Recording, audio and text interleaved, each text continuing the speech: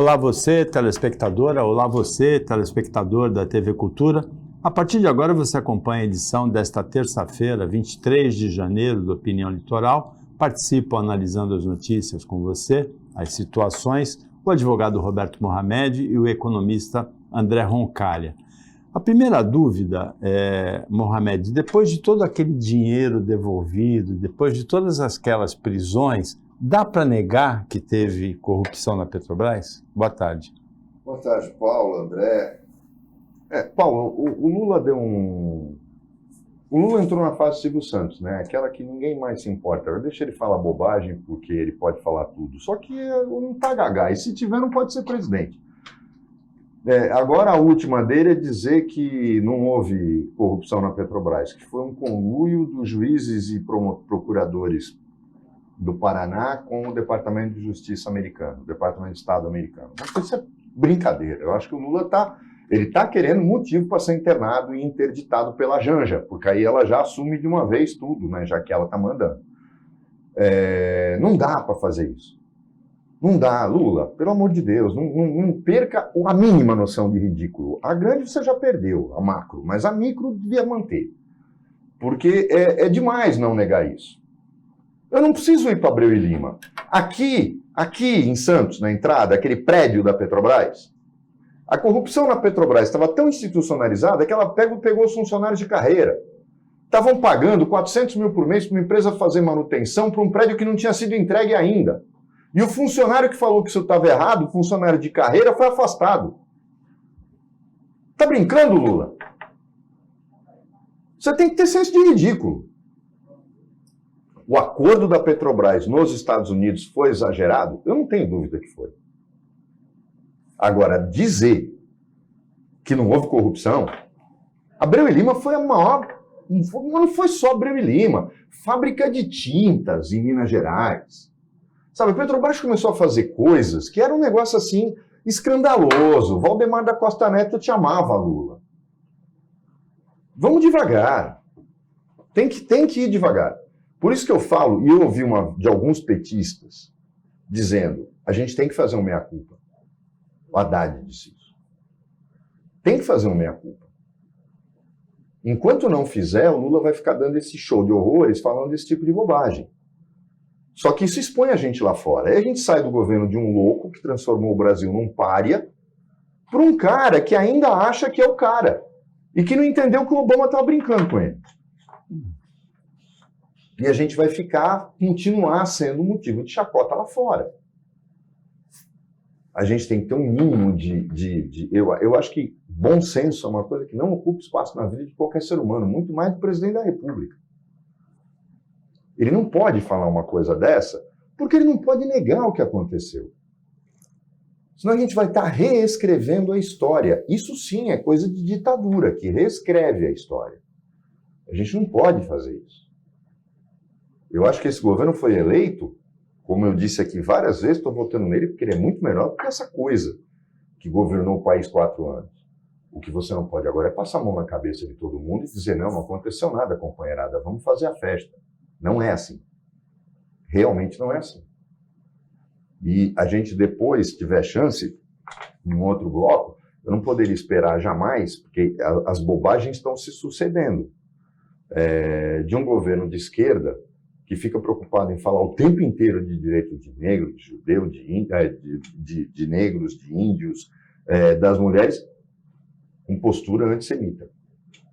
Isso, para mim, é um absurdo. A gente chega lá. A parte da incoerência. Mas, em relação à Petrobras, não sei o que o André vai colocar, mas é passar dos limites dizer que não houve corrupção na Petrobras e que foi tudo um grande golpe de propaganda americano para arrancar aquele acordo da Petrobras nos Estados Unidos. Isso já é motivo para internação e interdição. A Janja que não pense nisso ainda. André, boa tarde. Boa tarde, Paulo. Boa tarde. Mohamed começou rápido, né? Veloz. Eu acho que as coisas não são excludentes. Eu acho que é inegável que houve corrupção. Isso era um esquema de corrupção que já voltava há muito tempo. Já foi reconhecido por muita gente, inclusive por grandes empreiteiros, que já tinham conhecimento desse esquema de corrupção com a Petrobras, pelo menos ali nos anos 80. Inclusive, na autobiografia do Fernando Henrique Cardoso, ele coloca bem no finalzinho, assim, lá, as páginas 400 e tanto, aparece que ele recebeu a notícia, se não me engano, algo em torno de 1997, de que havia um problema muito grave na Petrobras. E ele diz ali nas memórias dele que ele optou por não lidar com esse problema porque ele sabia que era profundo, era um problema já orgânico da própria estrutura da empresa. Eu tenho um amigo empreiteiro que me dizia, vocês jornalistas se preocupam com o negócio de seringa, de obra, né, de anúncio. O rolo é na Petrobras, ele dizia, já há muito tempo antes de estourar isso aí. O pessoal sabia disso. Porque é uma empresa muito grande, né? Ela é literalmente o que a gente chama em economia de um mamute, né? Ela chegou a representar no país 10% do investimento do país. Uma única empresa representava 10% do que a gente investia. Então, grandes corporações, elas são efetivamente muito sujeitas à corrupção, tanto no setor privado quanto no setor público. A gente viu esse ano, o ano passado, né, o caso das lojas americanas. Então, é inegável que houve corrupção. Eu acho que a fala do presidente Lula aponta para outro caminho, né? Em geral, a reação foi essa, ele negou aquilo que aconteceu e tal. Eu não sei se ele negou ou não, eu sei que ele já reconheceu no passado que havia esse esquema de corrupção. Então, para mim, é suficiente se ele reconheceu no passado. O que eu acho que essa fala dele aponta é para um caminho que a gente está trilhando agora, em que as mudanças geopolíticas profundas estão redesenhando o mapa do petróleo no mundo. Então, a ideia de que os Estados Unidos teriam interesse em desenvolver a Petrobras, acho que ficou muito nítido no que a gente viu durante os governos Temer e Bolsonaro, que não é verdade. Ou seja, não há qualquer interesse dos Estados Unidos, que tem o petróleo produzido a partir do xisto, de desenvolver as nossas capacidades, não de produção de petróleo cru, mas de refino. Então a gente vendeu a BR Distribuidora, que hoje é a empresa Vibra, né, que ainda usa o nome BR, né, quem andar pelo Brasil vai ver BR, mas na verdade não é mais a Petrobras, essa nova empresa Vibra, até 2029. A gente vendeu várias refinarias, tentou vender, né, pelo menos várias, algumas não conseguiram ser vendidas, e a gente também vendeu, né, gasodutos, oleodutos, que agora a Petrobras tem que pagar, né, aluguel para utilizar. Então, esse arranjo, né, mostra o quê? Que o Brasil foi colocado pelos países do norte global numa posição em que a gente só pode vender petróleo cru. E aí a gente cedeu partes importantes da nossa pré-sal, né, exatamente para as empresas britânicas, americanas, norueguesas, que vêm aqui explorar o nosso petróleo. Então o argumento do presidente Lula vai no sentido, ainda que eu acho que o Roberto tenha razão no sentido que a gente não pode negar a corrupção, mas ele aponta para um problema que eu acho que é muito importante a gente prestar atenção. O mundo ainda tem sede de petróleo. E o Brasil descobriu reservas recentemente muito, muito vastas, e isso coloca a gente sob risco de pressão internacional. Você falou de venda de refinarias, e uma delas, durante o governo Bolsonaro, na Bahia, foi a Landulfo Alves, né, que foi vendida. Foi um bom negócio? Porque foi no meio da pandemia, bem obscuro, não foi? Ué, mas não foi o caso das joias? Foi, exatamente. Quem deu as joias, quem presenteou as joias, foi o presidente compradores do fundo, que é o príncipe saudita. Então, tá na cara que aquilo foi um escândalo. O problema aí, André, é o seguinte. Se a gente voltar lá para o governo Fernando Henrique, o primeiro grande escândalo de corrupção na Petrobras aconteceu naquela plataforma P95, quando ela tinha, o Fernando Henrique sucateou tanto a manutenção e quer dizer, na gestão do Fernando Henrique, a Petrobras terceirizou todo o serviço dela de manutenção. Enquanto que antes do Fernando Henrique, quase todo o pessoal de manutenção era próprio, foi se fazendo um processo de terceirização sob o governo dele. Todo mundo fala da vitória do Fernando Henrique quando ele quebrou a espinha do movimento sindical dos petroleiros, naquela greve que ele não atendeu nada e eles acabaram voltando ao trabalho. Por quê? Porque foi o processo de terceirização que culminou com aquele problema gravíssimo na P95, que ela afundou uma parte dela. Justamente isso depois se comprovou que foi falta de manutenção, que já era terceirizada. Enquanto a Petrobras tomava conta, nenhuma plataforma tinha problema. Aí veio o governo Lula com aquele escândalo das plataformas e tal. Mas, por exemplo, se a gente olhar para Abreu e Lima, Abreu e Lima é a maior refinaria já construída no Brasil. Se a corrupção tivesse sido 50% normal, abaixo do que foi, ela estaria pronta. e nós com uma capacidade de refino gigante numa área, exatamente, que é o principal. A Abreu e Lima tem capacidade, inclusive, de fazer querosene de aviação, que é o mais nobre dos combustíveis, porque encher um A380 são 2 milhões de reais, para encher o tanque de um A380. Então, a gente nota que a Petrobras, e aí é que eu chamo a atenção disso, eu não posso colocar a culpa no cara que vem dar o golpe de misericórdia se eu já comecei a matar o paciente antes. Isso não se faz. Quer dizer, eu dei 7 tiros, o cara não morreu, aí veio um dar um tiro na cabeça, mas ele é que é o culpado, pô. Mas eu dei 7, eu deixei o cara ali, moribundo. Então, existe uma coisa de não dá para esconder, mas não se pode aceitar que você justifique tudo, esquecendo que você é o responsável por isso, pela compra de uma refinaria nos Estados Unidos que não servia para nada, quando a gente não conseguia terminar as nossas. O que o governo Bolsonaro fez, na minha opinião, e é incrível como a bolha bolsonarista não enxerga isso, é que foi um exemplo de que a corrupção não acabou, porque durante esse processo da Petrobras de se desfazer de toda a atividade meio dela, na verdade é atividade fim, né? Que é o refino, a distribuição, tal. A cadeia produtiva. Toda. O negócio dos gasodutos eu acho que é mais grave do que a BR distribuidora, porque faz com que a Petrobras pague aluguel para algo que ela construiu e que só ela usa. Quer dizer, para que eu terceirizei? Por que eu não terceirizei só a manutenção, como faz no resto? Não tem sentido terceirizar gasoduto. Só eu uso. Quer dizer, é meu, eu não pago aluguel para ninguém, fui eu que fiz e amortizei o custo. Por que eu vou privatizar? Só que ninguém chama o Bolsonaro de corrupto, né? O discurso dos bolsonaristas no governo Bolsonaro não houve corrupção. Como não? Como não? Vocês acham que a joia veio da onde? O problema é que o Bolsonaro nem roubar sabe. Nem isso. Porque se vendeu, o Lula pelo menos recebeu dinheiro lá fora, aí o negócio foi tão escandaloso aqui, era 1%, 2%. O Bolsonaro não, quis trazer joia, quis entrar com elas pela alfândega. Ó, gente, além de tudo, o cara é burro. Agora, a história é, Zeca Pagodinho, que está fazendo aniversário, inclusive, se gritar pega ladrão, não pega um. Não escapa um, meu filho. É isso mesmo. Mas só voltando à questão se foi um bom negócio ou não, eu acho que a gente tem que considerar qual que é o objetivo da venda, né, de uma refinaria. Se a ideia é aumentar a concorrência, a primeira pergunta que a gente tem que fazer é, tem concorrência no local?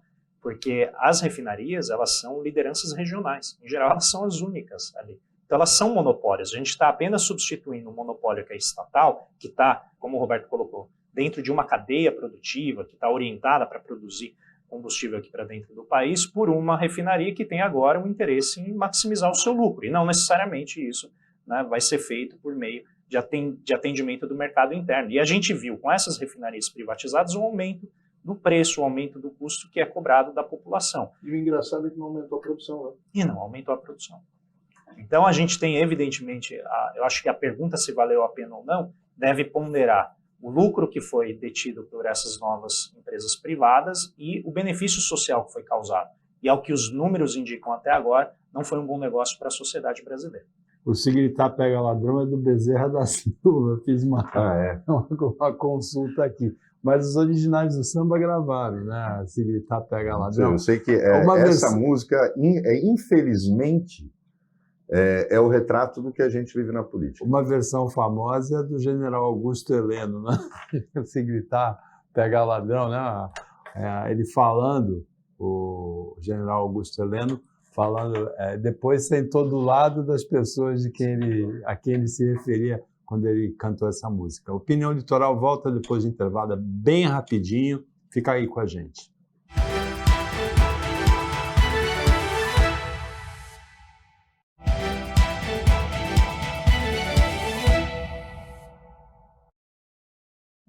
Voltando com a Opinião Litoral, a gente falou de petróleo no bloco anterior, com o André Roncalli, economista, com o Roberto Mohamed, advogado, e a questão do petróleo remete para o Oriente Médio, embora o Brasil também seja um país exportador de petróleo hoje, seja membro da OPEP, e a situação no Oriente Médio com a guerra, com o conflito entre Israel e Hamas se disseminando já começa a preocupar o mundo todo, né? Então, a última vez que o André esteve aqui, a gente falou disso, mas na época a coisa estava mais contida, né? Foi antes do Ano Novo.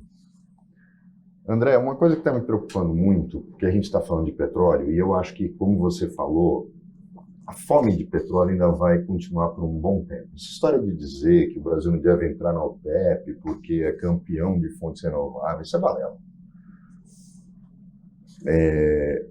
A fome do mundo vai continuar, a fome americana vai continuar, a fome chinesa por petróleo vai continuar, e a gente não pode deixar passar o tempo e só começar a explorar petróleo daqui a 30 anos, aí sim, quando a fome estiver diminuindo.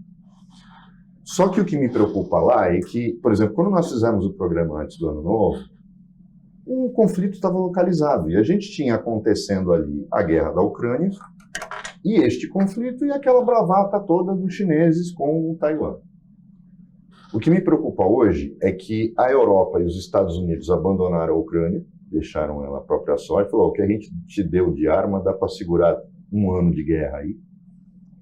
E a Rússia está indo sozinha, porque a Polônia já anunciou que não vai dar mais nada, já fez denúncias de corrupção do governo Zelensky. E aí a gente começa a notar que no Oriente Médio o Hamas conseguiu o principal objetivo dele, que era novamente isolar Israel. Israel cai na armadilha, começa a jogar o mundo todo contra ela de novo. Só que aí o Irã, e eu comentei aqui no programa, na última vez que, no último programa que nós fizemos, os Estados Unidos não mandaram 2 porta-aviões para o Mediterrâneo por causa do Hamas. Eles mandaram por causa do Irã. E aí, se a gente soma a guerra civil do Iêmen, que tem como base principal esse fato do Iêmen ser condescendente com Israel e ter um radicalismo lá que não permite. O Estado Islâmico atacando contra todo mundo. Eles parecem aquele galo garnizé que brigam com todo mundo. Eles brigam com o Irã, eles brigam com o Iraque, eles brigam com a Turquia. A Síria querendo mostrar que está viva. O Hezbollah começando de novo. O meu grande temor não é o que está acontecendo lá. É a China ser oportunista e falando, está todo mundo preocupado com a Ucrânia, o bicho vai pegar no Oriente Médio, eu vou tomar Taiwan. É agora. O americano não vai querer abrir 3 frentes de combate, porque eles também não aguentam economicamente segurar 3 guerras. Você não acha que esse temor é real ou é paranoico? Eu acho que ele é real, porque a geopolítica é feita de oportunidades assim. Então, a gente tem o grande hegemon, né, como a gente chama, que é os Estados Unidos, a polícia do mundo, entrando em conflitos que a opinião pública mundial não está avalizando, não está validando, dizendo, olha, estou contigo. As críticas por conta das redes sociais cresceram de uma maneira muito forte. Eu acho que a máquina de propaganda israelense sempre foi muito poderosa, só que as redes sociais acho que geraram uma brecha importante nessa máquina de propaganda que gerava vamos dizer, essa coalizão pró-Israel, mundo afora, principalmente no Ocidente. E a China notou algo muito importante. Ela percebeu que os Estados Unidos, abrindo várias frentes de guerra, enfraquece a sua política de apoio em casa, porque o orçamento americano é maior do que os 26 países que estão na sequência, todos são aliados dos Estados Unidos. Então a gente está falando de mais de 800 bilhões de dólares, enquanto tem americano morrendo na rua porque não tem atendimento, um sistema de saúde que é totalmente privatizado. Do ponto de vista geopolítico, o mundo está olhando para os Estados Unidos e cada vez mais questionando a base moral que justifica o excepcionalismo norte-americano. Ou seja, por que a polícia do mundo ela entra em conflitos em que o questionamento moral é profundo dos dois lados? E a gente viu isso com o Zelensky. Então iniciou a guerra da Ucrânia com todo aquele hype, né, em torno do Zelensky, aquele herói que é um comediante, que assumiu um grande desafio em face, né, do avanço do Putin, e de repente a gente começou a ver que o governo dele não era lá tão limpinho. Muita gente, quem já acompanha a Ucrânia há muito tempo, já sabia disso, não tem nenhuma novidade, mas ficou escancarado. A mesma coisa ocorre com Israel.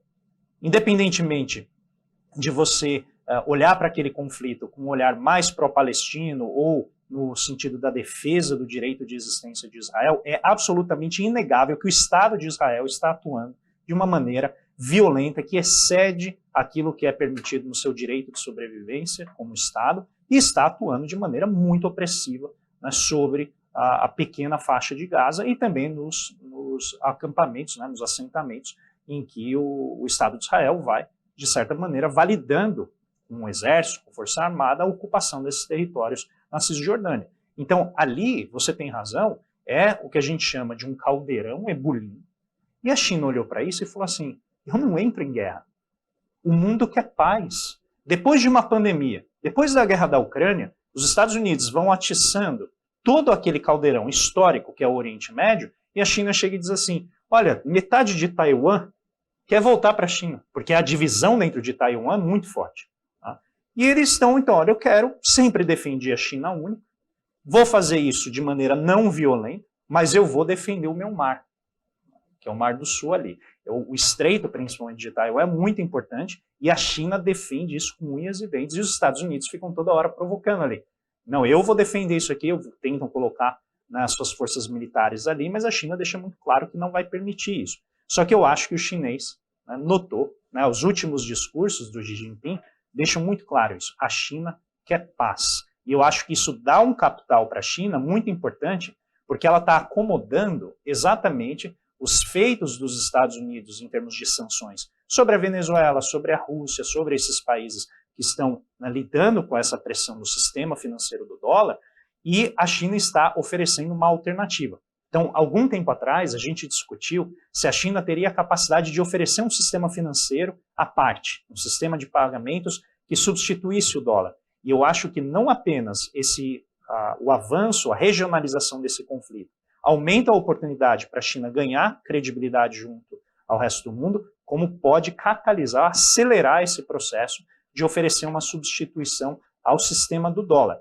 Quão bem sucedida vai ser, a gente não sabe, mas há oportunidade. Foi muito importante para a Rússia, inclusive, né? Sim, a Rússia, que era era o país que todo mundo acreditava que ia ter absolutamente uma derrocada por conta das sanções, ela aumentou a atividade econômica, aumentou as exportações de petróleo, principalmente de gás, conseguiu aumentar a exportação dos seus bens, exatamente porque está emergindo, né, estão emergindo novas formas de financiamento. A gente viu isso no caso da Venezuela. A Venezuela, para vender o seu petróleo depois das sanções norte-americanas, e usando paraísos fiscais, e utilizando uma série, né, de intermediários financeiros que permitiam ela vender. Então eu acho que está ficando cada vez mais evidente que o poder de polícia dos Estados Unidos está diminuindo. O poder de defesa moral das ações americanas, que já não era lá grande coisa, está ficando cada vez mais exposto. E a China, a gente não pode nunca descuidar do senso de oportunidade chinês. E eles vão aproveitar isso para ganhar espaço nessa nova geopolítica. E aí, aproveitando que você conhece muito bem essa situação americana interna, a gente está num ano de eleições nos Estados Unidos. Eu acho que a gente os analistas da política americana cometem o mesmo erro que os nossos quando olham o governo Lula e Bolsonaro como sendo tão diferentes. A gente já mostrou agora, falando da Petrobras, que foram dois governos que atuaram da mesma forma. Vamos meter a mão na Petrobras. Só que o Trump se deu a ele a alcunha de que ele era um louco, que ele ia acabar apertando o botão de um míssil nuclear, que ele levou até os códigos para casa e colocou no banheiro. Que ele é que era um cara radical, que ele era um maluco no comando do maior arsenal nuclear do mundo. Mas o Trump não brigou com ninguém no governo dele. No governo dele, ele tinha uma ótima relação com o Putin, chegaram a se falar diretamente. Ele não tensionou, não esticou a corda com os chineses do jeito que o Biden fez desde o primeiro dia de governo. E não acho também que ele tenha sido tão voraz em relação a acabar com todas as conquistas sociais do Obama, tanto quanto o próprio Biden, que teve problemas seríssimos no orçamento e teve que ceder na hora de negociar com o Congresso no meio do mandato dele. Como é que você vê essa possibilidade? Engraçado que eu falo, eu tenho muito mais medo desse senso de oportunidade chinês, né, esse oportunismo chinês, do que das eleições americanas. Porque eu acho que o Biden, a exemplo do que a gente faz uma análise errada, porque todo mundo fala do Kennedy como aquele cara que ia salvar a União, e o Kennedy foi talvez o mais beligerante dos presidentes americanos da segunda metade do século XX.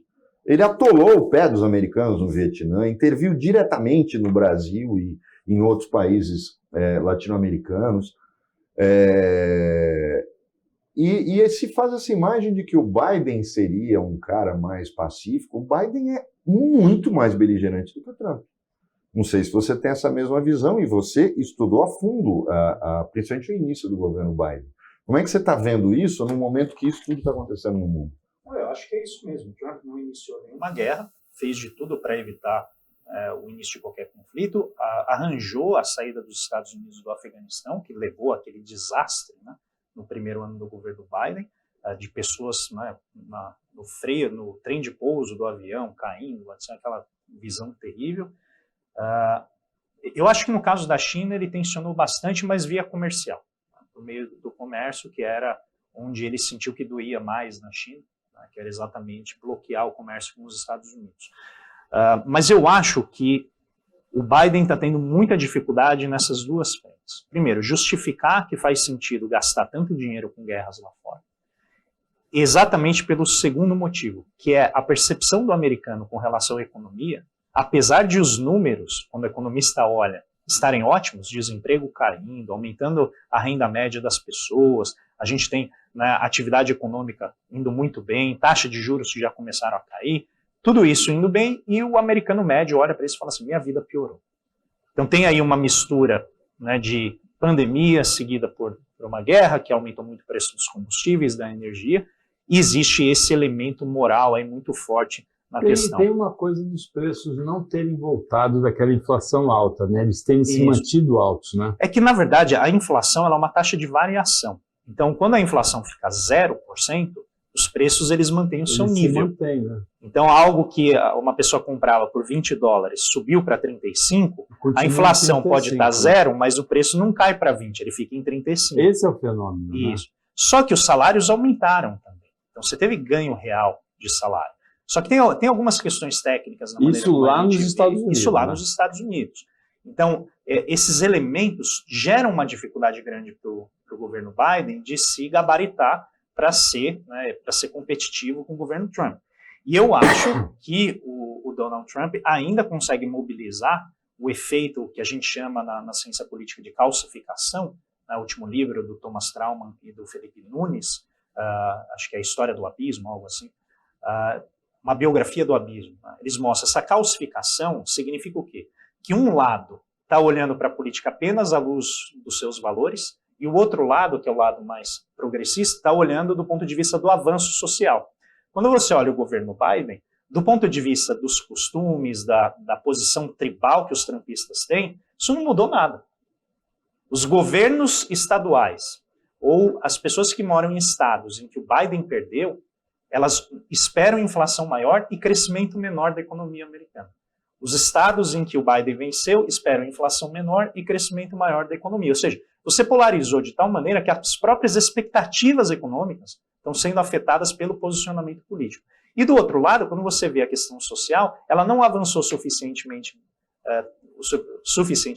para que o Biden tenha números expressivos. E ainda assim, ele é aquele que tem a maior capacidade de enfrentar o Donald Trump. Então, o grande problema é saber se o Biden vai conseguir operar toda a propaganda que os Estados Unidos, né, que o governo consegue fazer para mudar essa percepção do americano que está vendo o país gastar muito dinheiro com guerra, enquanto não vê a sua percepção, né, ou a sua condição de bem-estar melhorando. O Opinião Litoral volta já para o último bloco.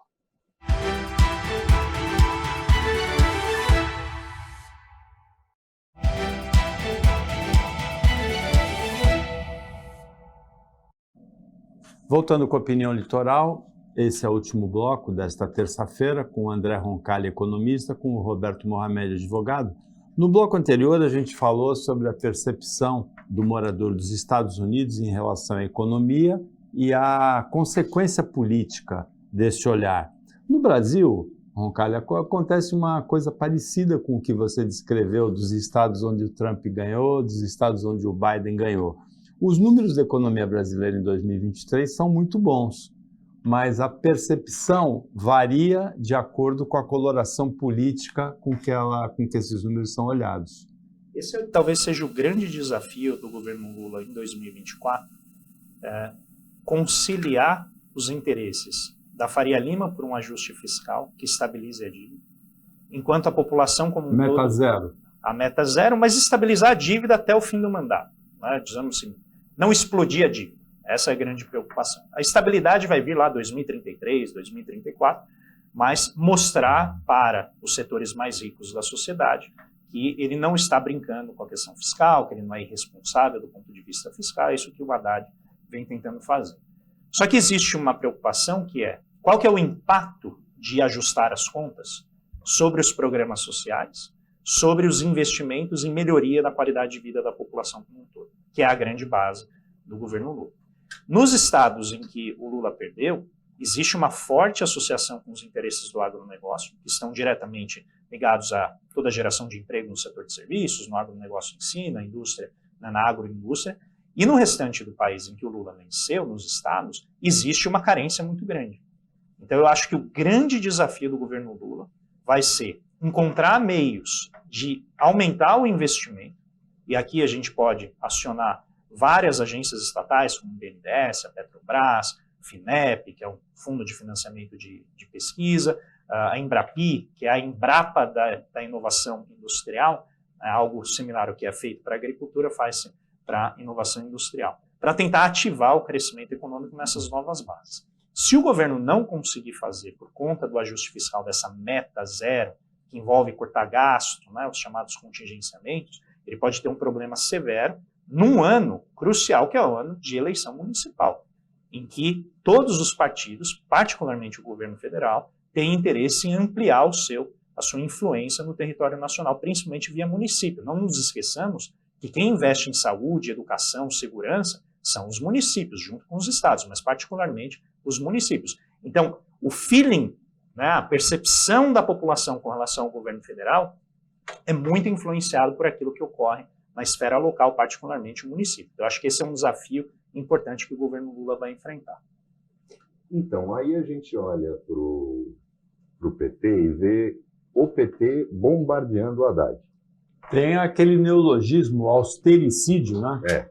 Porque o PT está de olho exclusivamente nas eleições municipais. Dá para entender porque daqui a 2 anos, eu tenho notado que a imprensa fica falando, mas o Lula está preocupado com 2026, o Haddad também. Não. A eleição municipal é muito importante porque você elege deputados estaduais na base. Não pense você que a eleição para deputado estadual, a gente tem um deputado estadual que dizem que é da região, o cara teve 4 mil votos aqui, o Eduardo Bolsonaro foi lá onde ele tinha a bolsão de voto, que é uma coisa absurda que ainda existe no Brasil, e diz, vota aqui, vota aqui, vota aqui, e o cara se elege. É assim que se faz. Mas esses bolsões são controlados por líderes regionais. Então é necessário você dominar prefeituras, inclusive conseguir, quem sabe, fechar um pacote numa região, porque você tem um fator determinante depois para votar nos apoiadores dos 2 grandes personagens que vão disputar a presidência, que são os candidatos a deputado estadual, deputado federal. E aí você deixa para a briga de cachorro grande os governadores e os senadores. Lembrando que são 2 vagas em 2026. Então, subestimar que esta pressão do PT também não combina com a pretensão do Lula, é lógico que ele quer palanque. Ele quer garantir mais palanques, principalmente nas grandes cidades, para a eleição de 2026. A questão toda é que, será que é esse o assunto, André? O que me chama a atenção é que a gente está enfrentando uma série de coisas na economia, os números estão melhorando, mas são 2 coisas completamente diferentes que estão afetando a vida das pessoas. E que tem pouco a ver com a economia, mas tem a ver com uma política de costumes que também não foi resolvida no governo anterior. Uma delas é a segurança. A gente nunca teve a segurança tão impactada na vida do cidadão de você ver que 6 em cada 10 brasileiros têm medo de sair na rua. Quando eu vi essa pesquisa, eu falei que tem alguma coisa errada no nosso país. E eu acho que devia se dar um olhar com um pouco mais de atenção para o que aconteceu no Equador.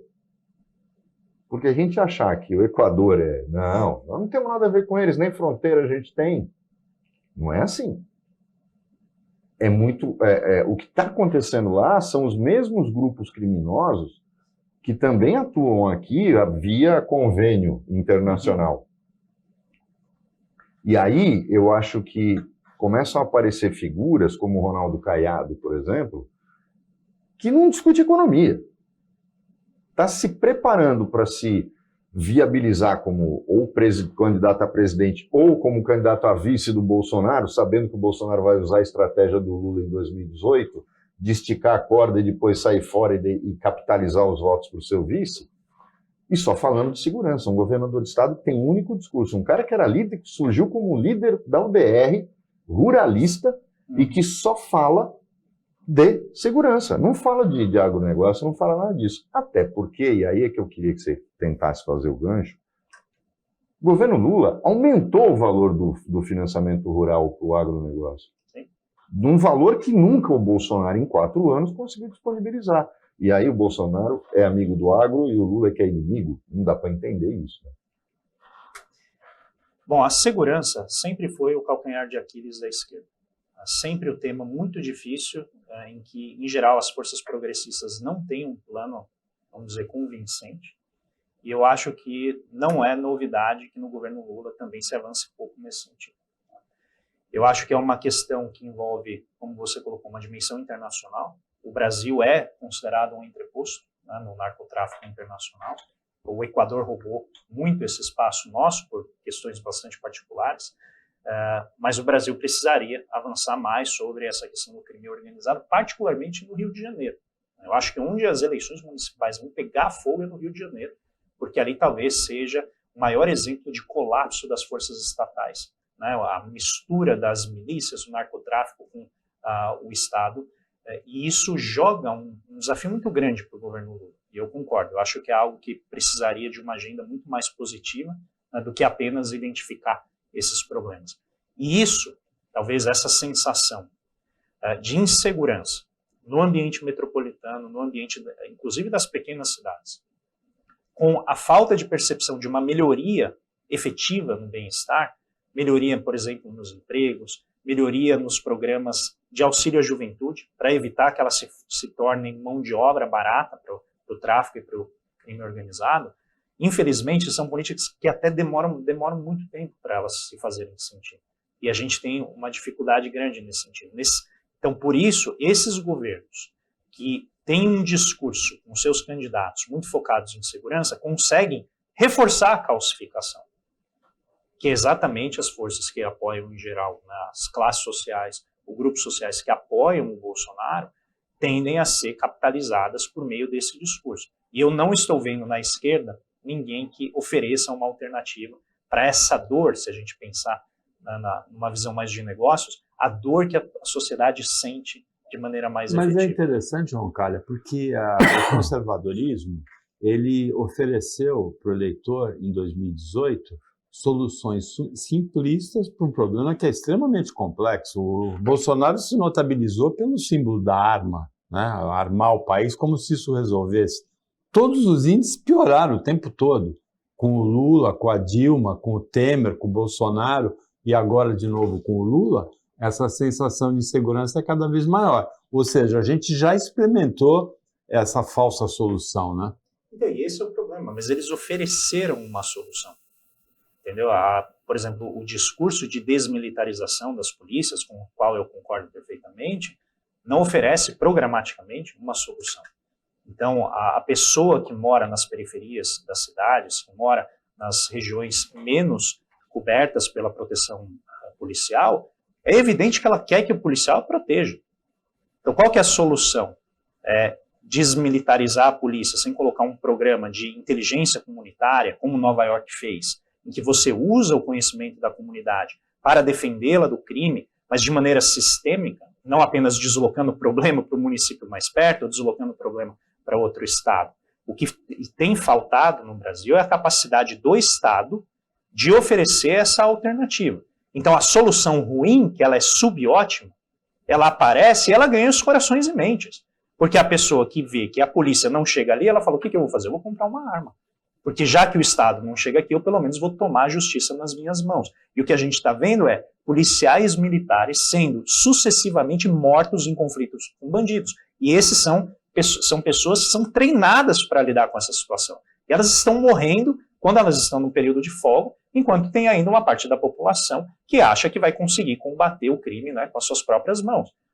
O governo Tarcísio de Freitas anunciou nessa semana novas operações escudo nos lugares, 5 lugares onde policiais foram mortos no dia 18 e no dia 19. Paulo, só que é o seguinte, governador, está me parecendo que a falta total de a inaptidão dele para qualquer coisa que não seja privatizar a empresa. Parece que ele não consegue enxergar nada e mete os pés pelas mãos em tudo. Como é que e passa para as pessoas, porque a Operação Escudo é basicamente uma operação da Polícia Militar. O que o Roncalli acabou de falar, o cidadão comum tem uma percepção em relação à Polícia Militar de que ela funciona e a Polícia Civil não funciona. E aí ele abraça o discurso contrário. A militar tem que incorporar a civil e não a civil incorporar a militar. Que é a ideia deles, que é a maior incorporando a menor. E está completamente errado. Mas por que essa percepção? Você chama a Polícia Militar e a Polícia Militar vai. A civil, você vai até ela. E aí você vai num distrito que não tem ar-condicionado, não tem computador, não tem gente, porque o déficit, ela opera hoje com 1/3 do pessoal mínimo para trabalhar. Um pessoal que está completamente desestimulado, porque está vendo claramente que a polícia da qual ele faz, a instituição da qual ele faz parte, não tem a menor atenção do governador. Há uma política de destruição da polícia civil sistemática. Mas já tinha começado no PSDB. Não é a atribuição do Tarcísio, mas o Tarcísio botou a pá de cal. Já deixou claro, não vai ter concurso. Os distritos estão abandonados. Eles não têm ar-condicionado, eles não têm computador, eles não têm fiação para ligar o número de computadores que tem que ligar para fazer BO. Aí você chega no distrito, um único funcionário para atender 10 pessoas, um computador dele dando pau de 15 em 15 minutos, ele não vai ser simpático com ninguém. Então a percepção que as pessoas têm da Polícia Civil, que quando esperam um perito, achando que perito ainda é da Polícia Civil, e não é, porque no governo do PSDB separaram, mas o perito demora às vezes 6, 8, 12 horas para chegar e o corpo fica na rua. A Polícia Civil é que não presta serviço, quem presta é a militar. Só que sem a civil, enquanto não mudar a Constituição, não tem inquérito. Se não tiver inquérito, não tem investigação. E se não tiver investigação, não tem punição. O bandido volta para a rua. E é isso que parece que está se construindo na cabeça das pessoas. E aí você entende por que o cara parou na porta do quartel pedindo intervenção militar? Porque falaram para ele, porque muitas vezes ele não lembra, que tinha um negócio chamado Esquadrão da Morte, que era uma quadrilha de bandidos dentro da Polícia Civil, na década de 70, que matava só bandido. E que os militares reprimiam a corrupção e transformaram o Brasil num paraíso na Terra. Quando quem viveu aquela época, eu era criança, mas eu vivi aquela época, isso é uma mentira. E a gente não consegue enxergar que estão armando para a gente um golpe que, se não aconteceu nos 4 anos, pode vir a acontecer, trabalhando a expectativa das pessoas do quanto pior, melhor. Chegamos ao final do Opinião Litoral desta terça-feira, agradecendo os comentários, as análises, as participações do Roberto Mohamed e do André Roncalli, o trabalho da equipe técnica daqui do Sistema Costa Norte, e a você que acompanha a gente mais essa edição. Até amanhã, nesse mesmo horário depois do Jornal Litoral, e uma ótima terça-feira para você que você merece.